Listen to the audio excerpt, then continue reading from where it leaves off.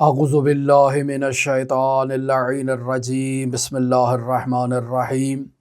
پانچواں مطلب جو نہایت اہمیت کا حامل ہے وہ یہ ہے کہ قرآن مجید میں توحید سے متعلق جو آیات ہیں، آیات توحیدی، ان کا ماہ رجب المرجب میں ان کی تلاوت کرنا، ان کی قراءت کرنا، یہ بہت فضیلت کا حامل ہے۔ جیسے سورہ اخلاص ہے، سورہ توحید ہے، سورہ قل هو اللہ احد ہے، اس کی قراءت کرنے کی بہت زیادہ فضیلت ہے۔ اگر کوئی شخص ماہ رجب المرجب کے ایام میں روزانہ 10,000 مرتبہ سورہ توحید کی تلاوت کر سکتا ہے تو وہ غفلت نہ کرے، تلاوت کرے۔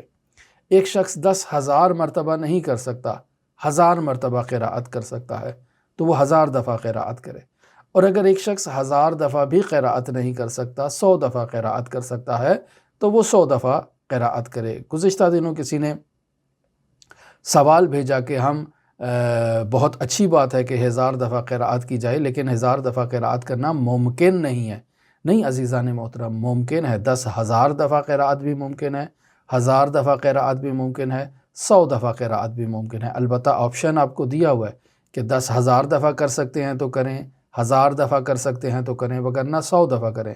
اب ایک انسان کہے میں 100 دفعہ بھی نہیں کر سکتا ہوں، ناممکنات میں سے ہے، تو ایسے شخص کو اپنا علاج کروانا چاہیے۔ کہے 1000 دفعہ ممکن نہیں ہے تو ایسا شخص بھی بیمار ہے، اس کو علاج کروانا چاہیے۔ زیادہ ٹائم نہیں لگتا ہے۔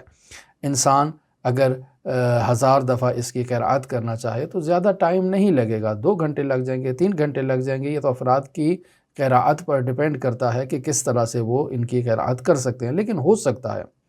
لہٰذا یہ وہ اعمال ہیں کہ جن پر علماء نے عمل کیا ہے، جن پر ائمہ معصومین علیہم الصلاۃ نے عمل کیا ہے، اور خداوند متعال بھی ایسے لمحات میں انسان کے لیے برکت ایجاد کرتا ہے۔ اللہ آپ کے وقت میں برکت دے، یعنی آپ جو 24 گھنٹے کے اوقات ہیں، اگر آپ کے وقت میں برکت ہو تو آپ اپنے تمام معاملات زندگی کو بھی نارمل روٹین کے مطابق انجام دے سکتے ہیں۔ خداوند متعال کے ذکر و اذکار و عبادات و باقی مسائل میں بھی اپنے اوقات کے مطابق انہیں انجام دے سکتے ہیں اگر آپ کے وقت میں برکت ہو آپ کے لیے تو۔ دعا گو ہیں خداوند متعال منجی عالم بشریت حضرت صاحب العصر، صاحب الامر، صاحب الزمان کے ظہور میں تعجیل فرمائے اور ہمیں حضرت کے اصحاب و آوان و انصار کی فہرست میں شمار فرمائے۔